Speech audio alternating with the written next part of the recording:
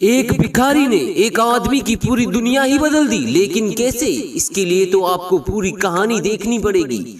मैं कई दिनों से बेरोजगार था। एक एक रुपए की कीमत जैसे करोड़ों लग रही थी। इस उठापटक में था कि कहीं नौकरी लग जाए। आज एक इंटरव्यू था, पर दूसरे शहर जाने के लिए जेब में सिर्फ 10 रुपए थे।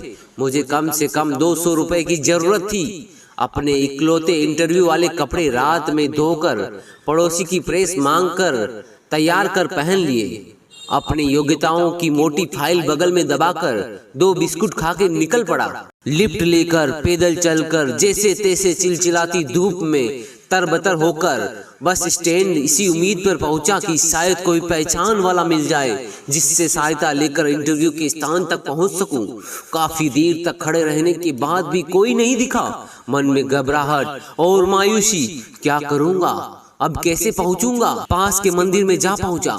दर्शन कर सीढ़ियों पर बैठा था। मेरे पास में ही एक फकीर बैठा था। उसके कटोरे में मेरी जेब और बैंक से ज्यादा पैसे थे। मेरी नजरें और हालात समझ के बोला, कुछ मदद चाहिए क्या? मैं बनावटी मुस्कुराहट के साथ बोला, आप क्या मदद करेंगे? चाहो तो मेरे पूरे पैसे रख लो। वो मुस्कुराता हुआ बोला और मैं चौंक गया। उसे कैसे पता मुझे जरूरत है? मैंने कहा, क्यों?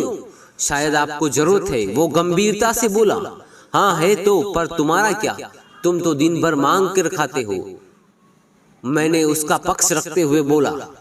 वो हंसता हुआ बोला, मैं मांगता नहीं साहब, लोग डाल कर जाते हैं मेरे कटोरे में पुण्य कमाने के लिए। मैं तो फकीर हूँ, मुझे इनका कोई मोह नहीं। मुझे सिर्फ भूख लगती है, वो भी एक टाइम, और कुछ दवाइयाँ बस। मैं तो खुद ये सारे पैसे मंदिर की दान पेटी में डाल देता हूँ। वो सहज था कहते कहते। मैंने हैरानी से पूछा, फिर यहाँ बैठते क्यों हो? जरूरतमंदों की मदद करने?